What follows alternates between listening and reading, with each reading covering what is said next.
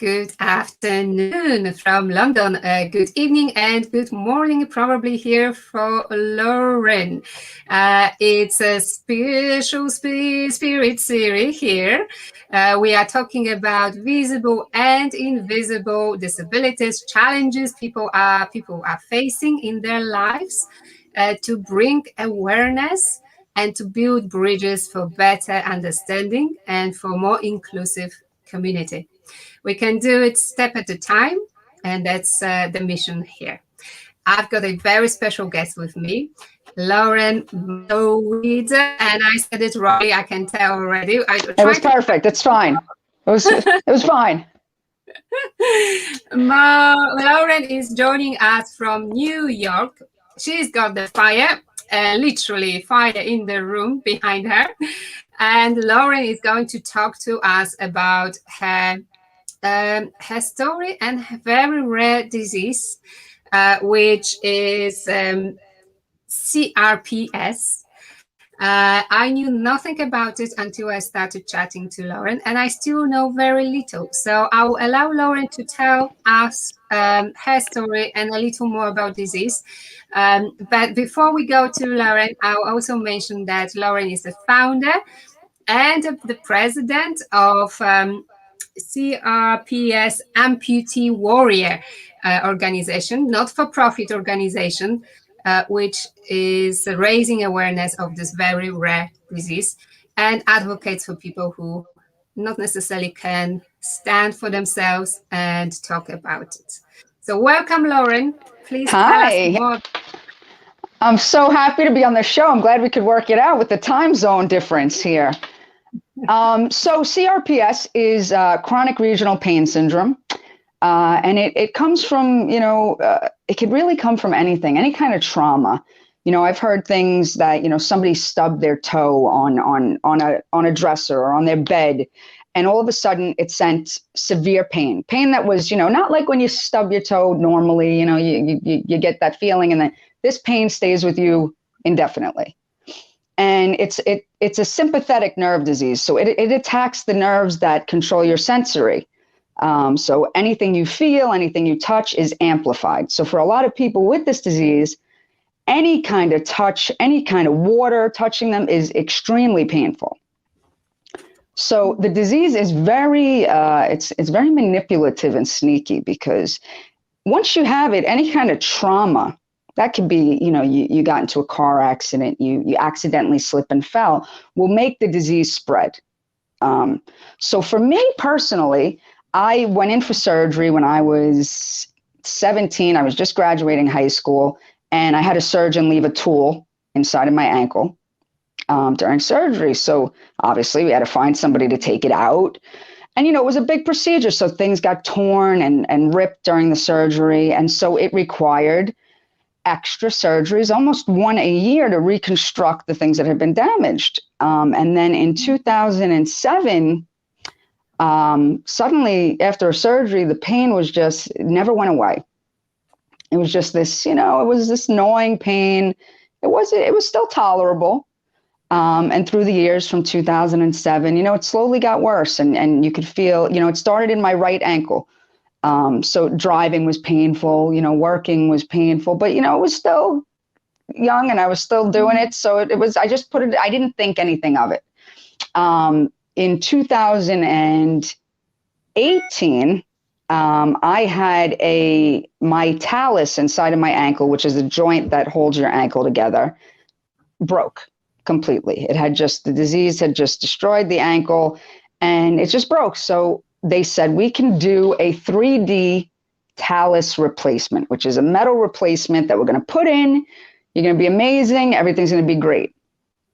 I didn't have a lot of options. I went along with it. I said, okay. From the day I had the surgery, I never walked again. I was never able to walk again. For a year of my life, I was in a recliner, immobilized completely, 24-hour painkillers, just completely, there was no life left. And many people out there, when you're in that kind of state, you become depressed very quickly. And you go into a very dark place. And for me, it became extremely dark. So now I can't move. I lost my independence. I couldn't drive. I didn't drive for I can't even tell you how long. So for me, the option was they needed to amputate my leg in order for me to have any quality of life again. I had to sacrifice. How much was it worth? Was I going to let this destroy my life or sacrifice my limb? Needless to say, I'm a below knee amputee now, who advocates for this disease because it's a disease that not many people know about. And if they do know about it, they've heard about it, but it's not a big thing. People will have heard Paula Abdul, she has CRPS. It is out there. But it's slowly rising to the surface. There was just a movie called The In-Between that was made about it where the lead actress has CRPS. So we're starting to see it come to light. But it definitely has changed my entire life and my entire mindset on living. So, when you said, come on, and it's about spiritual awakening, this is definitely one of those things that does that to you. Yes. I can't even imagine because I haven't been there. And as you know, we can't really imagine what we haven't experienced. But I can feel for you, certainly. And I can't imagine how much strength you needed to have to bring yourself back to that decision that you are rescuing your life, you getting your leg amputated, and you carry on with your life, and now you've made a huge mission for yourself to raise awareness.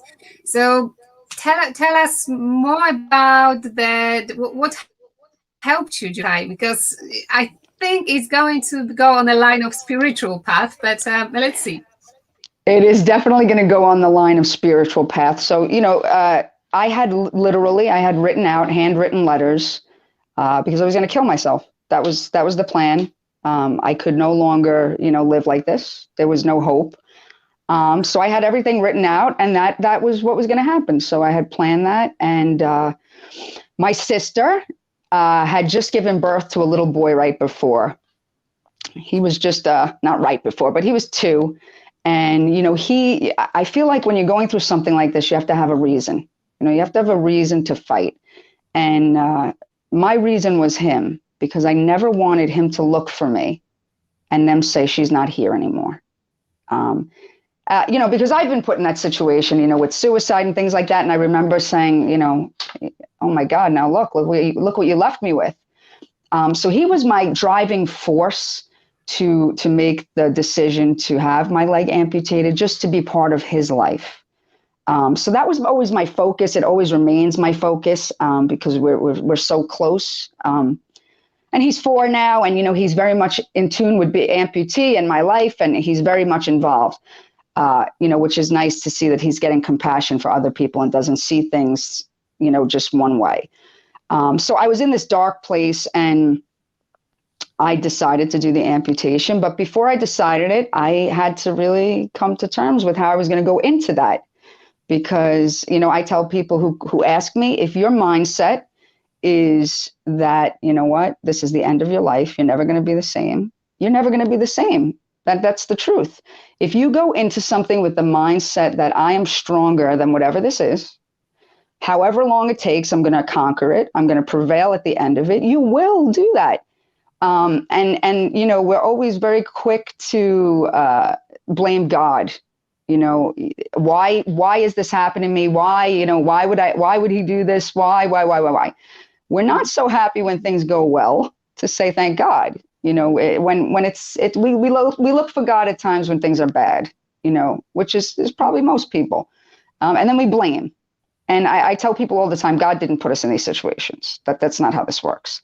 But God can definitely get you out of it, or spirituality, or whatever you believe in. I'm not even saying God, but having faith in the fact that there was something bigger for me was very important. And it really got me through it. And it not only got me through it, but it changed who I am. It humbled me. It made me realize things that I didn't realize before. For example, when you run into a bathroom, you jump in the handicap bathroom. I would have never thought about using it wasn't even something I thought about. You just, now these are conscious things. There's always somebody in worse shape that you need to think about. So it gives you this compassion, this empathy, this humble feeling, because you know that there's other people struggling. Mm.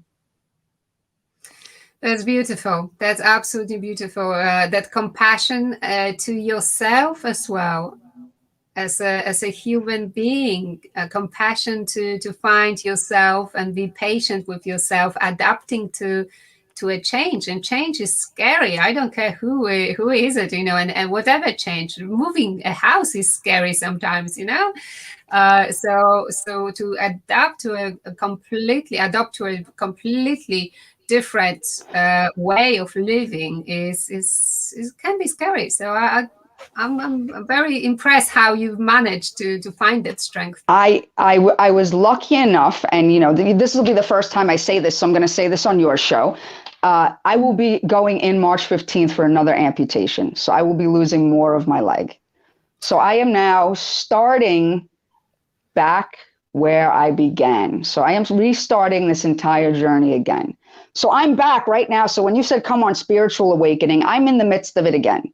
How do I go and start over again? What is my purpose this time? What am I going to bring out of it this time? And this time I'm going to bring out a documentary.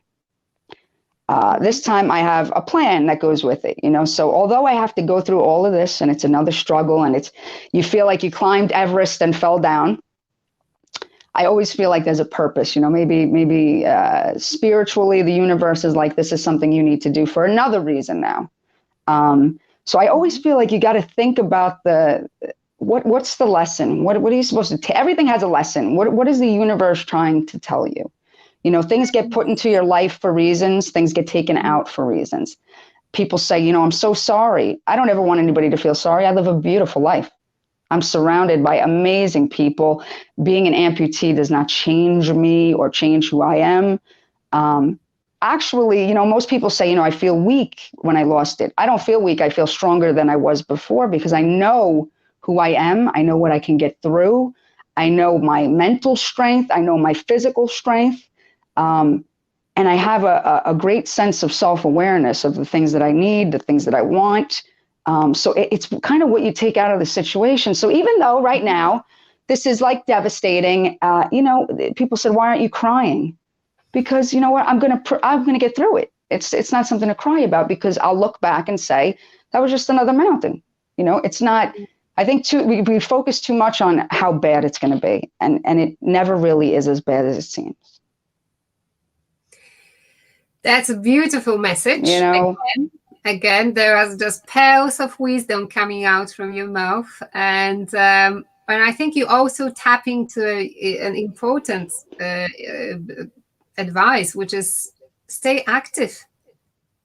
Just you have to. An idle mind is the devil's playground. I say this all the time. If you do not keep yourself busy, and I say it on my own show, you need to listen to people more than you talk, because you get so much more from other people. People feel like, they vulnerability is a weakness, and to show any kind of emotions is a weakness. And I think that's a sad state of affairs that we're in right now, where you can't, ask for help, and you feel this sense of weakness when you ask for help. Whereas, you should feel, I tell people all the time, when they contact me, they reach my cell phone, my personal number. And when I started the nonprofit, that was the goal. You will always reach me no matter what happens. I didn't want it to become something huge. I wanted it to stay focused. If you want to catch me, you dial my number and I answer. That was the goal, that it's never to not be me. So it's very important to me that I answer all my calls. I answer all my emails. I go live with anything that I have, because people expect it from me now. They expect to see transparency.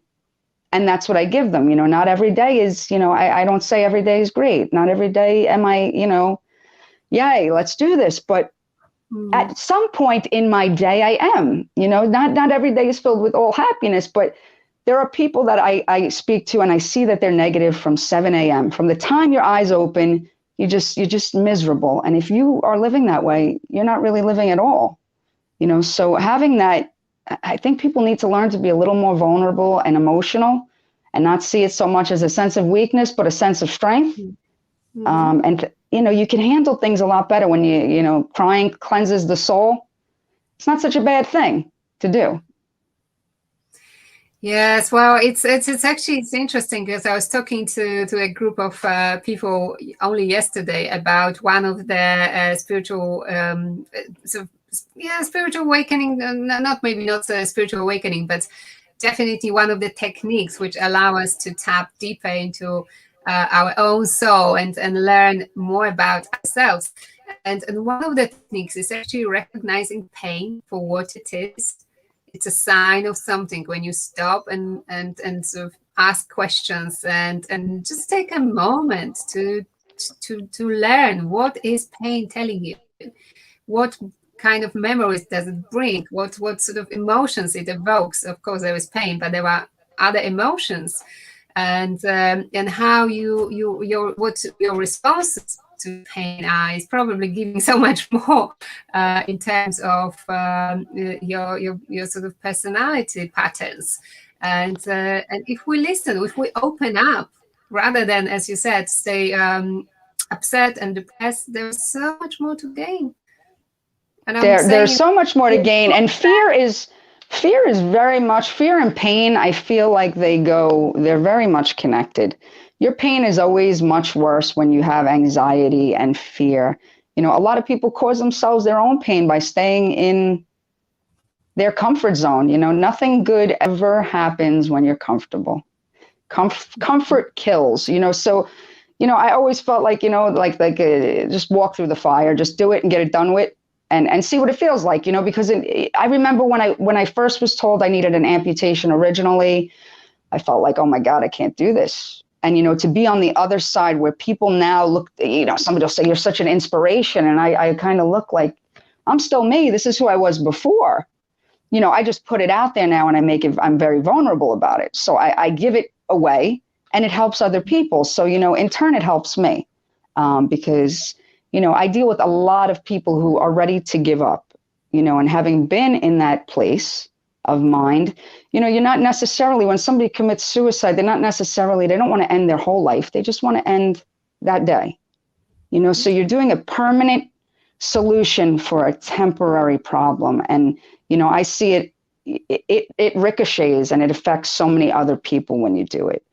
So I always say that my hope with the nonprofit is that I can get somebody past that one day. If I can get them past that one day of pain, that one day of wanting to give up, then I did what I was supposed to do.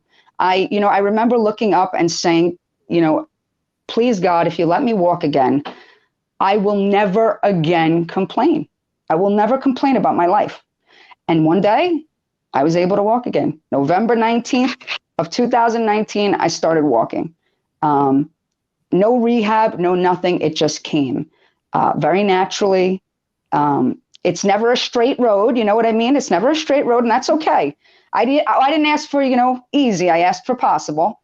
And that's what I was given. So for me, I hold that very close to my heart because I didn't think it would ever happen again. And, so when people say to me, how do you do it? I'm very spiritual. I believe very heavily in, that something's out there looking and I have a purpose and this is leading me to that purpose. And it did, so now being in the situation again, I have to say, what is the purpose? And I think anytime something comes up in your life, you need to really sit with yourself and say, what am I going to learn from this? What am I going to take out of this experience? As bad as it is, there's something to learn.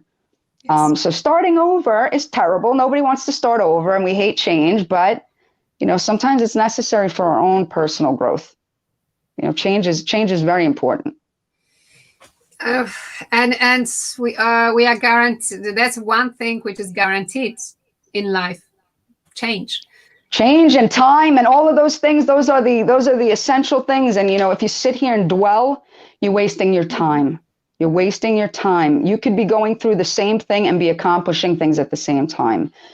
You could be an amputee and still, go to the gym without a leg. You can do everything you did before and keep your mind active, and keeping your mind active and keeping your mind strong, because your mind quits long before your body does. Your mind will give up on you long before. You see people in hospice care and their mind is gone, but their body is still going, and they go until it's time. We're not meant to give up. We're not meant to just, crash and burn. We're meant to survive. So it's kind of that when people say, how did you get through it? You do get through it, because that's it. There is no other way. Either you give up, which isn't a choice for me, and it shouldn't be a choice for anybody, or you persevere and you push. It's not easy. It's not always fun, but you knock down walls and you walk through the fire and you get to the other side. And you are doing just that, and it's so amazing to hear. And that fire behind you is just a perfect picture to sort of visualize what kind of journey you've been going through, and you are going through it again. So my all my thoughts and my wishes are with you. Thank you. I'm going to bring a comment from one of our viewers. Sure. Let's bring it down.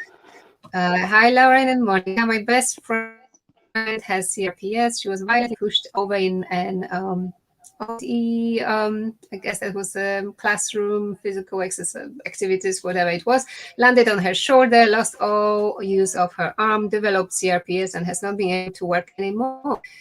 She had a stimulator implemented to help control her pain, but her symptoms go from tolerable to severe. Yes. Well, that's the thing, this goes to another, topic, I have a stimulator that's in my, in my head. I have one that runs my spine. I have one that runs the right side of me. Would anybody know? No.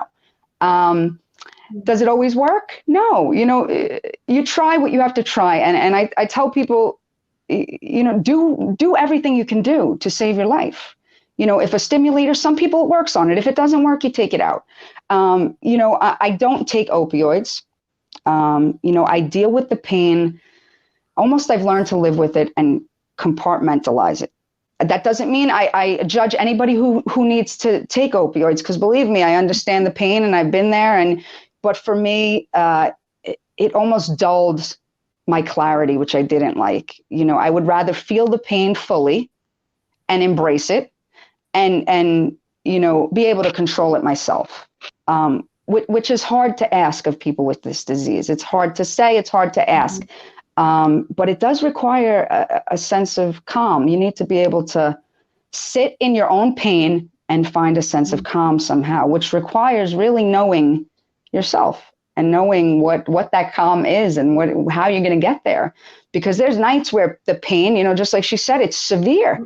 And you start to become very manicky, and your mind starts going, and you need to be able to calm your mind and in turn calm the rest of you. Because all of these different things, they can give you one drug, and one drug gives you side effects. So you get another drug, and then that drug, and it's a snowball effect of we'll just keep giving you something until you're basically surviving on pills and you're a guinea pig. And that was something that I can't do. Because all of these things have side effects, and the fact is the pain doesn't leave, so you need to find another source of being able to deal with it. Whether that's talking to somebody else, people reach out to me, whether it's meditating, whether it's finding something you enjoy to get your mind off of it. Mm-hmm. Yes, and it's easy to say, sit with your pain and find peace in it. It's easy to say, and when I was very talking hard about to do. Yeah, exactly. For a moment when I was talking about it, I had this reflection on oh my God, Monica, who are you talking about it? You are speaking to an expert in pain. So it's absolutely amazing that you are sharing this experience. And I think it's also so important to build a tribe of people who can share, who can understand each other, because that's the answer. That is the answer, is the tribe that you surround yourself with. And I think that if you surround yourself with people that consistently are saying lethal, a lot of lethal language, the I can't, you can't, I shouldn't, I won't, you're not gonna make it through this. They call it the suicide disease for a reason. And the best thing you can do for yourself is keep yourself mentally strong, physically strong. People say, why do you go to the gym with all this pain? Because I'll still be in pain. But at least if I'm in pain and I'm doing something to assist myself, then the pain doesn't really matter. It really takes being able to put it in its place somehow, and not let it absorb your whole life, which is what it does. And I watch it happen, and I can feel for it so deeply. But there are ways to get your mind to be stronger than your pain, I believe. It takes time. It's taken me, I'm going on, forget it, years now, of really learning how to just say, all right, this is what it is, but you can get through it. So it's a lot. It's so much mental strength. It requires so much mental strength to get past and to get through. But it is very, very doable. And having that tribe who's already been through it, who has different techniques, who have, I always say I have a toolbox of things that I use when I'm in pain. And I think everybody should have that. What works best for you might not work best for me. But when we put all the toolboxes together and we toss ideas around, they tend to work. Having more people, having more input, having more support is always better than going at something alone. Absolutely, and you mentioned. I'm just going to bring in the second comment from. I can't see the name. I'm sorry. You need to register with StreamYard for us to be able to see the name. So we can only see Facebook user here. But yes, there was a massive spiritual awakening. You mentioned you had one too. So that's where the toolbox probably is coming from. Spiritual, and the spiritual awakening is not so much spiritual. It's really learning who you are. When we say spiritual awakening, it doesn't necessarily have to do with anything above. It has to do with learning to love yourself, through all of this that's going on and all your chaos, and learning to embrace the pain, embrace what you are. It's not going to go away. I wish there is no cure. So it's really learning how to love yourself the way you are, and to, at the same time, be able to give other people advice. So they say, why are you doing this when you're going through so much? You have an amputation lined up, yet you're still doing podcasts. Because I can do that. I can compartmentalize my pain and continue on my life, and still help other people while I go through what I have to go through. I can see you see a bigger picture, and that becomes very clear. We need to find that bigger picture to stop playing a victim with any situations in life. And obviously, when the pain is so severe, it's even more important to find something which keeps us going. That's what I'm hearing. Well, that's where that lethal language and the way we talk to ourselves, that's very important. If you wake up every morning and you look in the mirror and you don't feel any self-love towards yourself, well, you know what? You're making your pain worse. And I see it a lot. When you feel negative about yourself, that's what you're gonna give out. You're gonna give out this negative vibe. People say, I wouldn't have even known you're sick. Well, that's the idea. I don't ever want somebody to look at me and feel bad for me, because I don't feel bad for myself. I feel as if this disease was given to me, unfortunately, and I can bring a lot out of it. You can take a lot out of what it's giving you, because it requires just so much of you. And it requires you to delve so deep inside yourself in order to survive, that by the time you're done, you're not the same person you were when you started. And then when you add becoming an amputee to it, your whole life, you now have to adapt to a whole different world. How you do things, the things that once came natural, just walking to the bathroom in the middle of the night, that's a whole different life. So there's no way of coming out of it the same. And if you can, then I don't know what you learned from it. You shouldn't be coming out of this the same. You should be coming out of this not bitter. You should be coming out of it better. You should be coming out of it stronger. It's not the end of you. It's just a little bit of a surprise that you didn't expect. There's a poem, Welcome to Holland. I don't know if you've ever read it. I know it very well. Yes. You I know, mean, you expect, yeah. Now, you please say. know, when you expect, it's about somebody going on vacation and you expect to go to this place and it's supposed to be magical and you're all prepared and you know the language and you know what you're going to eat and you got all set and then the plane arrives somewhere else. And now the place isn't bad. It's not, riddled with crime and it's not dirty. It's a nice place. It's just not the place you thought you were going, but it's beautiful. And you can make a home in Holland very easily if you open your heart and you realize this is my life. And that's okay. It's not what I expected, but it's not a bad life. It's very much a doable life. It's very much livable and happy, and the same. You're still the same person. People feel like they lose themselves, and you didn't lose yourself. You just need to refine who you are. It might be a little different than who you were, and you might not necessarily be able to relate to the things you once did. It changes you so deep that the things that might have been important to you change. For me, it's just been such a humbling experience to be on the opposite side and to see what an awakening you can actually have. And I like to say that I evolve every day. I like to think I go to bed as one person and wake up and have taken something from the day before and brought it into the next, and I'm a better version of myself the next day. That's my goal. And if I could be a better version of myself each day, just a little bit, then it's a success for me. Amazing. That's my goal. Lauren. Absolutely amazing. I'm going to bring a few comments here because sure. we are reaching people. So can we ask a question? Of course, this show is for all of us to engage. Okay, so we've got a question. I have an appointment with the pain clinic management tomorrow. Is it good news, Lauren? I mean, anytime you have an appointment with pain management, the idea is you're going to be offered a lot of different things. Pain management can be good, and it can also be detrimental. Some of the things that are offered are going to be methadone, which is a synthetic heroin that is used to keep your nerves calm. I personally, it's not something I would do. Certain painkillers, certain gabapentin, Neurontin, they're known to stop your brain synapses.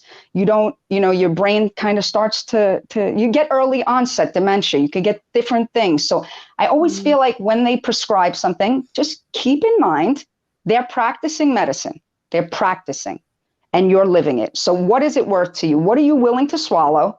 How much is your health worth? Really don't just take a pill that somebody gives you. Really research and go on there's Facebook groups and people have already done this who are going to give you what can happen. So before I swallow anything, which I take nothing, I read through the side effects. And if the side effects are going to be worse for me than what I'm already dealing with, and they're going to fog my clarity and my mental strength, that's not worth it for me. Because like I said, there's no pill that can compare to your mental strength. And if you fog that, it's going to get real blurry and real scary fast. So pain management, if you can get something, they do infusions, ketamine, lidocaine. I think those are great. I think anything that you may have to stay on long-term is something to research when it comes to pain management. Long-term use of things always come with risks. That's my thought on pain management. I think if you're in severe pain, then you do what you have to do to get through to the next day. And that means take whatever you have to take just to survive. That part I understand. So it can be great news depending on how you take it. If you're just looking for pain relief, of course, they're going to be able to help you. You're going to do great.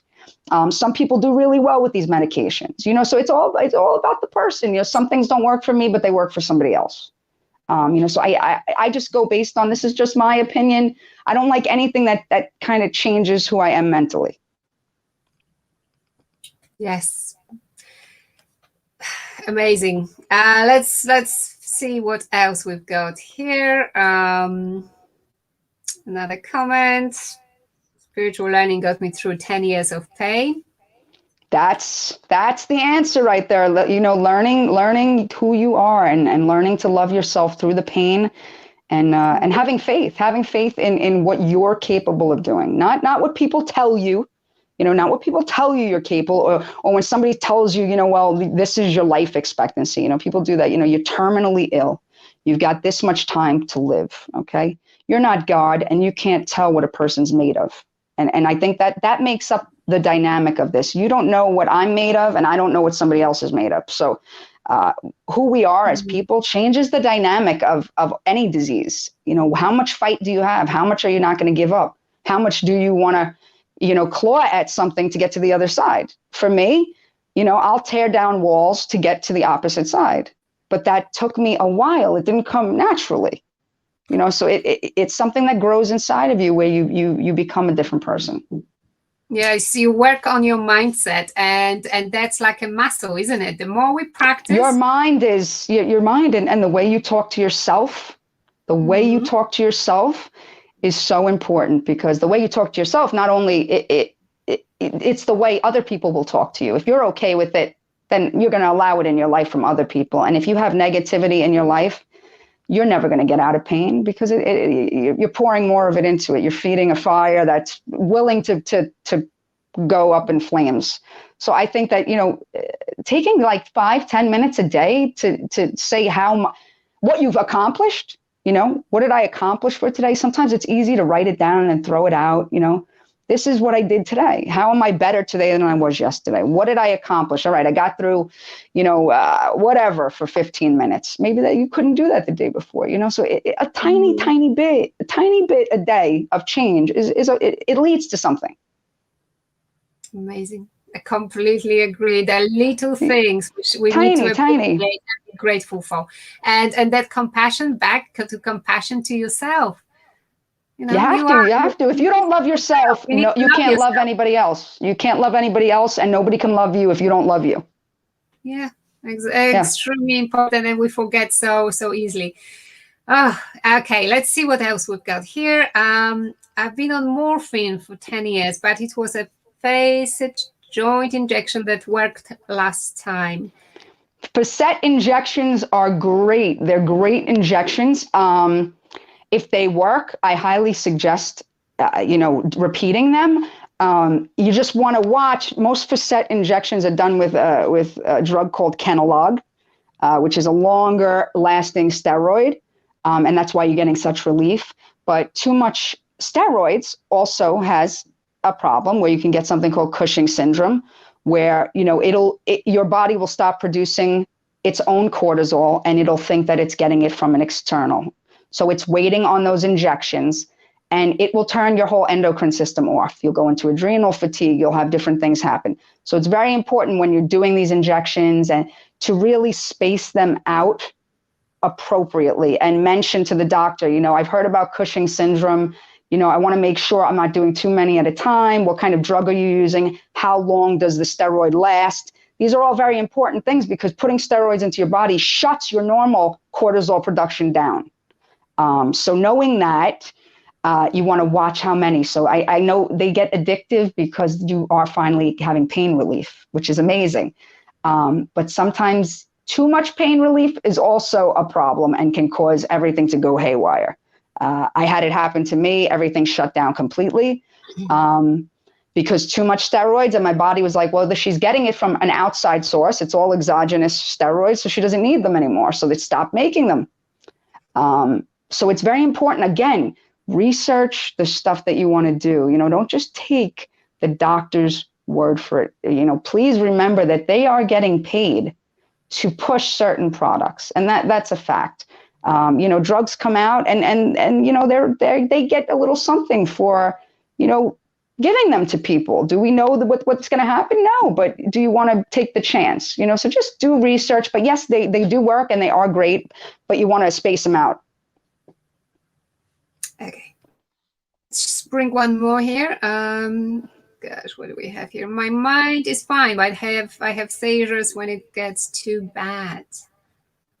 Seizures from the CRPS or I have people who contact me, that they're having seizures. And the only thing I could say about that, which this is just my theory, is if you're on a lot of medication and you look up the medication and it says side effect is seizures, and you have 5 different drugs and each of them have a side effect of seizures, you're 5 times more likely to suddenly start having seizures out of nowhere. So seizures can be caused by medication very easily. CRPS itself, not so much.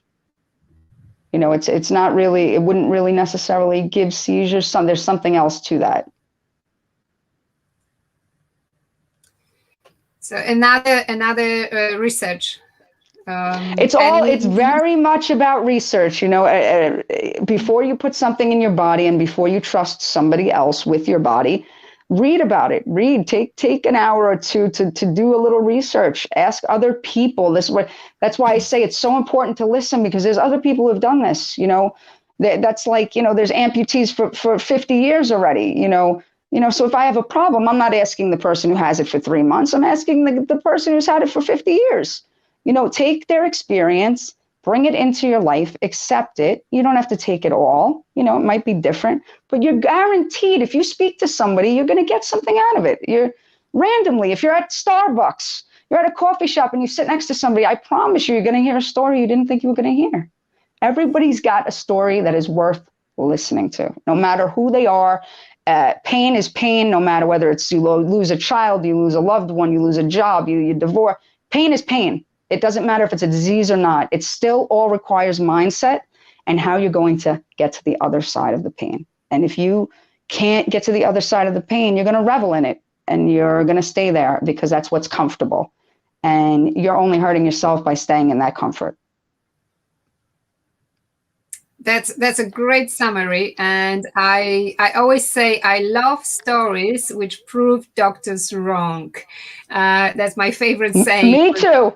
This series, because that's what happens. You take your own path, you work on mindset, and miracles can happen. Honestly, I've been chatting to people here on this series, and we could witness miracles, and you are one of them. Are you sort of painkillers free at the moment? So you're not taking any medications? I am not taking any medication. You know, the only medication that I will be on is obviously after the amputation. But again, even when you come out of surgery, it's so important to monitor yourself, because it's very easy to become very addicted very quickly. It only takes 3 days. 3 days of around the clock medication, and that's that. And now you're not in pain, and everybody wants to not be in pain, because it numbs not only your physical pain, but your emotional pain. So it's a win-win for everyone. You don't have to feel anything. You can go on with your life and you're good.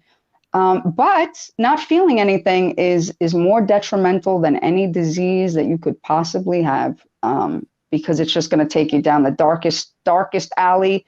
And it's like a snowball effect. You know, it just slowly will start to build, and you won't be yourself. So having that clarity, I believe in this, is just so important. And, you know, so the nonprofit, you know, when I speak to people, and I speak to people all day long, is really to stay strong, physically strong, do what you can to maintain the health that you have, to build upon that step by step. It doesn't mean you're going to go out and run a marathon, but, you know, put the effort in. If you want effort, you want to see something, you got to put a little effort in. You can't just wallow in the self-pity, which can happen easily. Yes, and you are there helping people, bringing that wisdom, sharing that the time, most importantly, and your advice, your experience, your research again, from all those different methods, and trying different medications, and I think the biggest value in what you are doing is coming from connection, just being there for people who need you. And well, that's the most important part. And you know, I think that the coronavirus and everything we've gone through has shown people cannot live without human connection. It's impossible. The suicide rate, the depression rate, we are not meant to be solitary people. We are meant to have human connection. We're meant to communicate. So this has been very detrimental, especially to people with, you know, depression and you know, suicidal tendencies and chronic pain. You know, you're not getting that connection. So, I mean, I always say now is important to do these, figure out Zoom, figure out ways to figure out how to have connection still. It's just so important to your mental health, to your physical health, to stay in contact with people. It's very easy to get depressed and kind of stay to yourself, which is not beneficial. So if you feel that, you can almost, if you have that feeling like I really just don't want to be bothered with somebody, you're already in a depression. You're already there. So it's important to try to get out of that before it becomes too heavy. Mm-hmm. And talking of connection, we'll put the links to your organization so people can reach out. I'll put it in the comment section, so it will be available on replays as well, this interview. And I'm just impressed with what you shared with us, how you found your way and made sense of what's happened to you. And so that bigger picture, now sharing it with people. So that's another achievement, is you doing this interview with me, because I appreciate your time. It has been great. I'm so glad. I hope it reaches somebody. And you know what? If there's anybody out there, and I say this on everything I do, I am always reachable. My number is on the CRPS Amputee. You can always reach me. And that means, genuinely, if it's 3 o'clock in the morning and you feel like you can't get through the rest of this night, I am okay with you waking me up, whatever time it is. When I decided to do the nonprofit, I decided to give it my all, which means that I feel accountable for somebody who feels that way. So I always say, reach out to me, reach out to, on the page, whatever you have to do. There's so many ways to get in touch with me, and I will always answer, whether it's email, it's phone call, I always respond. So if you're out there and you feel like I just can't do this anymore, believe me, you can. You can, you will, and you'll be on the other side looking back at it. Great message. You are an amazing human being. Honestly, I'm in awe of you and what you do. And we'll not take any more of your time unless there is anything else you want to add. We'll wrap up.